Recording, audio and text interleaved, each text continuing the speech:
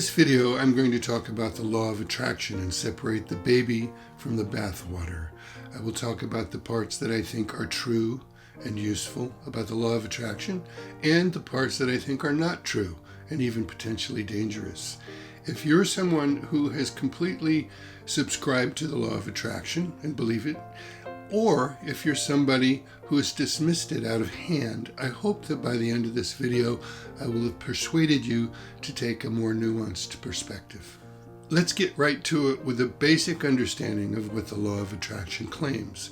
It says that everything in our lives we attracted by the power of the vibration of our thoughts and feelings. That's essentially it. This idea, in its essence, has been around for quite a while.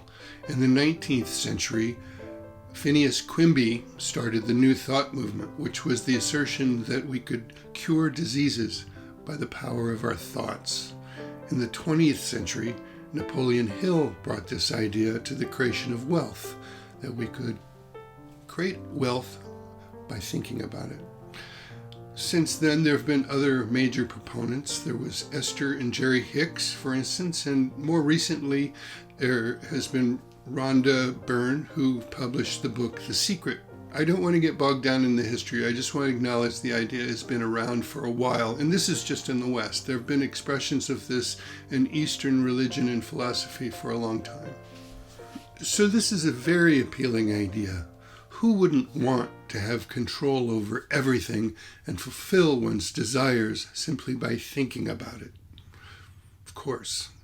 But before we dismiss this simply as snake oil, let's take some time to examine it a little bit more and see what value there can be, what usefulness there can be within other parts of the law of attraction. I'm going to talk about three parts of the law of attraction that I believe are useful. The first is clarifying and visualizing our desires, what it is we want. The second one is believing that those things can happen, having an optimistic attitude about it. And the third one is to examine and be aware of how our thinking, particularly negative and limited thinking, can become obstacles to realizing what it is we desire. So what happens if we do these three things? What happens if we visualize what we want, we believe it's possible, and we examine our negative thinking? We don't have to believe that our thoughts alone magnetize or attract things into our lives to realize that those three things can be very helpful. For the first one, clarifying what we want. This doesn't simply set a target or a goal or an endpoint.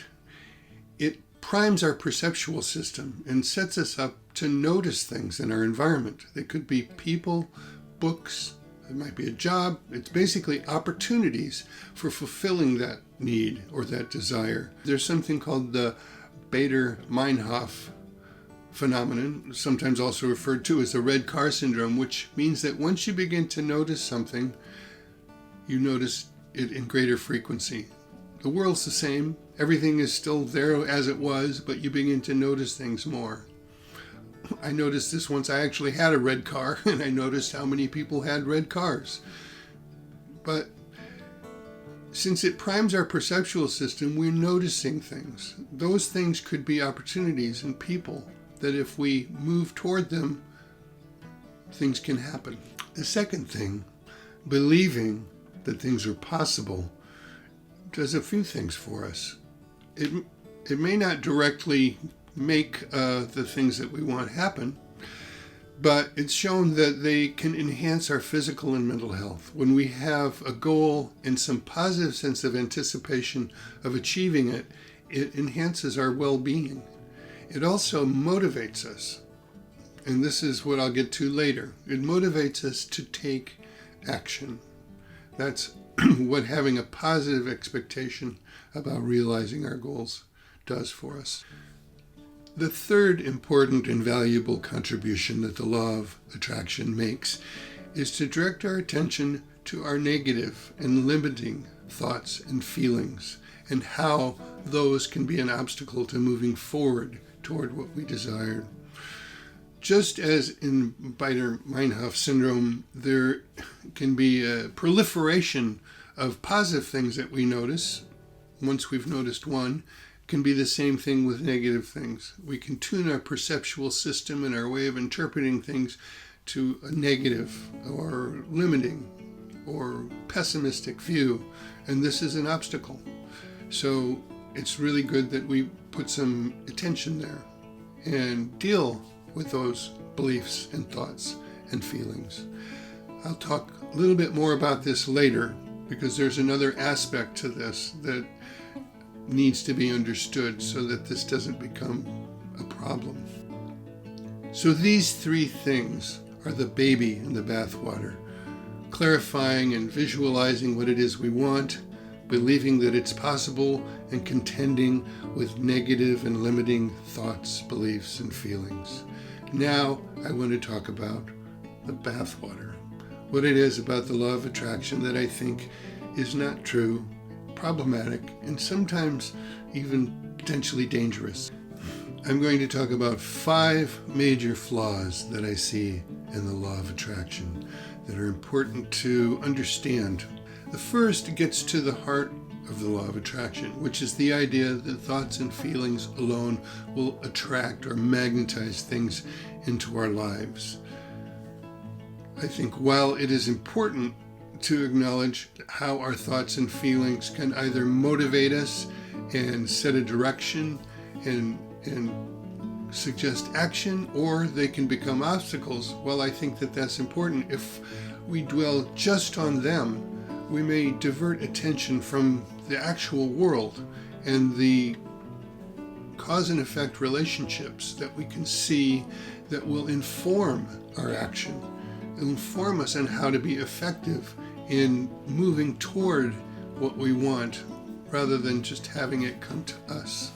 By relying on the power of the vibration of our thoughts and feelings to bring things to us, we may not actually do any problem solving that would lead to effective action. We're just waiting because we've sorted out our thoughts. The second flaw is related to the first one, and that's the idea that whatever happens to us, we made it happen through the power of our thoughts and feelings. That we alone are controlling everything in the world, and if it happens to us, we caused it. The fact is that things will happen to us that we didn't cause. And if we believe that we did, there's a lot of victim blaming that can be part of that. The other really, and this may actually be dangerous for some, there's a kind of a hypervigilance that we could develop about our own mind, that we have to scour it, because it's not just our conscious thoughts, it's our subconscious thoughts that are drawing these negative things to us, whether it's a car accident or getting cancer or some other disease or being assaulted by somebody on the street. Somehow we brought it to bear, and so we have to scour our mind constantly to see where those things are and try to root them out. The reality is that our mind will produce all kinds of thoughts that we don't like and we can't control. What matters is whether we recognize them and whether we take action on them. If we don't take action on them, they have very little impact on our lives. Otherwise, we're in a state of constant fear about what our mind will produce, paranoid even, of our own mind. The other reality is our existential human condition. Things happen to us that we can't control. We get hurt, we get injured. Unfortunate things happen. That's the nature of being a human being. And if we think we can control all of that by how we think and how we feel, we begin to armor ourselves. I think we become a bit rigid about how we live. For instance, right now, I don't know if you can hear it, but it's raining and it's kind of pitter-pattering on my windows, and I don't like it. I didn't make it rain today. I really don't think so. And I don't think I can stop it by thinking it away. But that's okay. It's raining.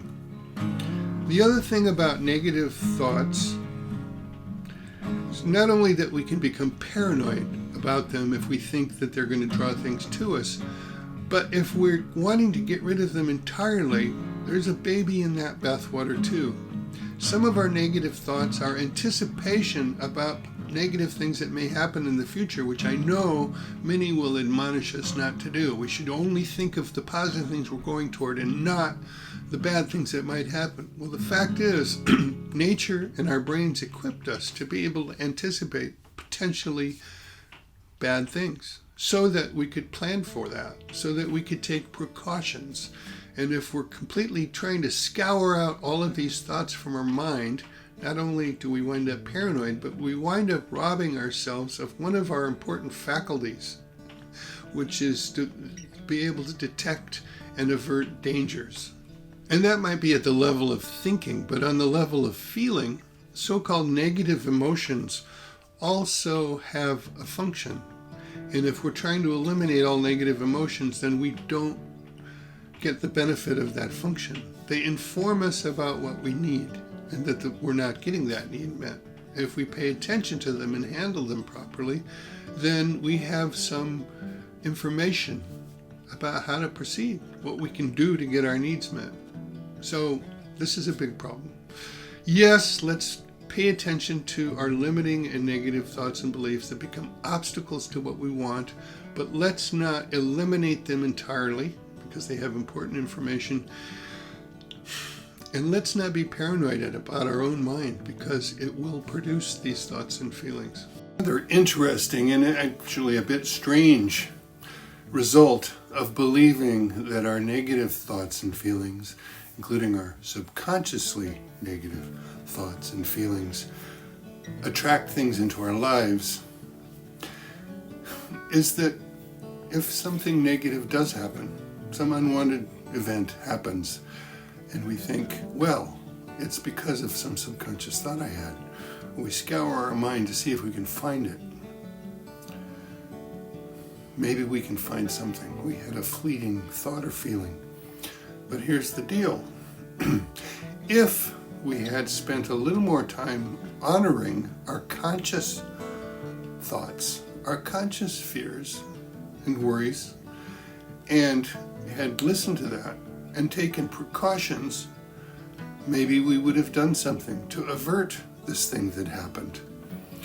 Instead of attributing our lack of precautions, we've attributed our unconscious thoughts to making it happen, when actually the reason it happened is because that's what we were doing. Just thought I'd point that out.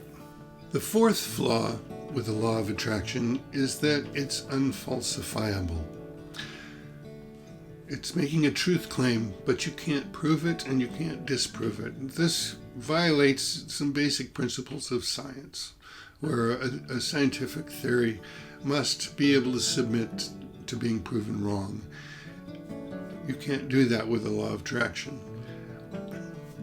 It's hard to measure things. And when it comes to considering subconscious thoughts and feelings that may be exerting this magical pull on the universe to bring things into our lives, you can always say, if you tried it and it didn't work, well, you had some subconscious thoughts that were at odds with what you're trying to do. If you just believe it entirely, it will happen. But there's no way to be able to prove you did. There's no actual causal chain that you can point to and examine each part of it to see whether one actually leads to the other. There's no real explanation for, they say like attracts like. That sounds nice. What does it really mean? How does that work? What force or law in nature brings things into your life? So it's unfalsifiable. The causal chain that we can observe and we can measure and we can know something about is how our perceptions and our feelings evoke our behavior, and how our behavior is instrumental in changing things around us, and how that may or may not bring us to a desired place or bring desirable things into our lives. This is something that can be seen and understood and falsified or confirmed. It doesn't require blind faith, where the law of attraction does. And if you want to say it's not blind faith, it's science, it's kind of a pseudoscience.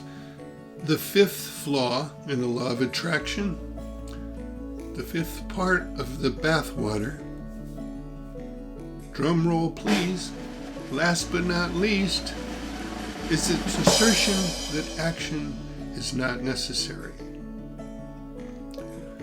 There are those I've heard speak about the law of attraction who claim that this isn't true. And my research tells me that it is in fact true, that this is at the heart of what the law of attraction claims. I appreciate that some people challenge that or question that and want to incorporate action as an important thing, and that's good. But they hesitate to criticize the law of attraction by pretending that that's not true. It's true. That's what the law of attraction claims. This is a problem because it severs us from the basic place we can find power to affect change in our lives, which is our behavior, which is what we do. It appeals to a childish, if not infantile, wish that still lingers within all of us to some degree, that we could magically produce what we want just by wanting it, just by thinking about it, just by making a list. Santa Claus will bring us what we want. Or, aside from Santa Claus, for a more adult metaphor, we might consider that making our lives the way we want isn't like going into a restaurant, looking at a menu, and ordering our food and waiting for it to come. What it's more like is growing our own food, hunting our own food, preparing it, cooking it, serving it to ourselves. We can't just order up our lives and wait for it to appear on a platter. I don't believe that's true. So, if you're someone who's completely dismissed the law of attraction and perhaps resonate with a lot of the things I said, I do hope that some of the things I said made you reconsider, that there are some valuable parts to it that ought to be preserved, and they can serve us. If you're somebody who's completely believed in the law of attraction and have relied on it to change your life, I hope that I've been able to persuade you that there are some parts of it that aren't going to work because they're not true. Not only persuaded you to reconsider the law of attraction and doubt some of it, but perhaps point you in the direction of where you can find the power, additional power, to realize what you want in your life. This is the more nuanced perspective that I hope to persuade you about. If you've liked this video, please give it a like, subscribe to my channel, share the video, make comments. Please make comments. I'd love to hear what you think about this. And visit my online store, Attention Bazaar, where you can find mugs, t-shirts, and tote bags with slogans on them, including some mugs, t-shirts, and tote bags with the slogan, I subscribe to the law of get up and go get it. That's my alternative to the law of attraction. Thanks for staying with me to the end. I really appreciate it. Until next time, so long.